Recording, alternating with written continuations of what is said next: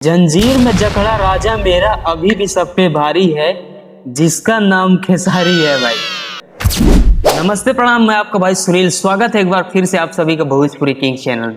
दोस्तों, खेसारी लाल यादव का काफिला देखिए आप लोग। सबसे पहले भाई बीजेपी वालों की कुर्सी हिल ही गई कि हमरा राही ते तू इनका उखाड़ ले बका, ज्यादा भाषणबाजी कही के बिगाड़ ले बका, ज्यादा भाषणबाजी कही के बिगाड़ ले। समझ के चलिए आप लोग मानिए, तभी सब लोग खेसारी भैया का विरोध कर रहे हैं।